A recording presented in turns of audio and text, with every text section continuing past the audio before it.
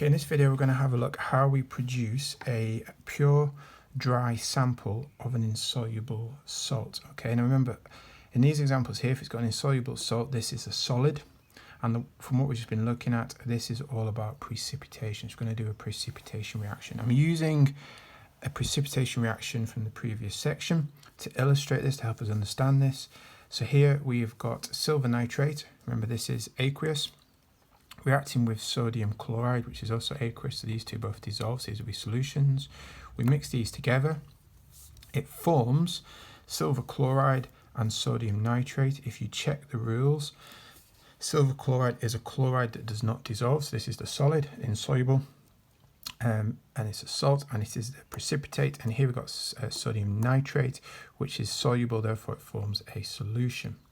So the challenge is, how do we produce this sample, this solid, and then how do we get it so it is pure and dry? How do we get this from the reaction so it's pure and dry? That's basically what this question is asking us to look at, to understand. In your notes, you will notice that there is a practical for this, and it's set out in diagram form just to help us understand this. Okay, so let's have a quick look at this method using the pictures to help us. So step one to make this sample is we mix the two reactants together and allow them to react in order to form the precipitate. Once they form the precipitate, remember the precipitate is insoluble, solid, and it's in a solution. We have to filter the solid to get the solid separated from the solution. So we filter it, and inside the filter paper will be the solid that we want. So we've now separated it, we've got the solid, but what we have to do now is we have to make sure it's pure. And to do that, all we do is we wash it with distilled water. And we can use water because we know the solid is insoluble. So you just pour distilled water through.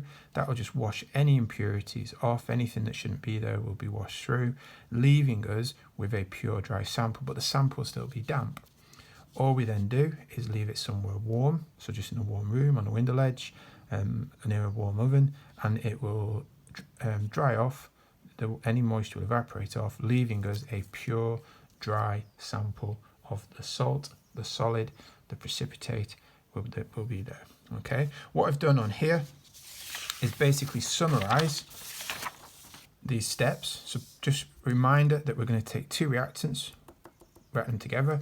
It's going to produce the products, and one of these products is the solid that we want, and we have to get this so it's pure and dry and separate from the rest of the chemicals in this reaction. So steps in green, we mix them together, mix the reactants together. We allow the insoluble salt, the solid, to form. We then filter to get rid of it, to remove it, so the precipitate will remain in the filter paper.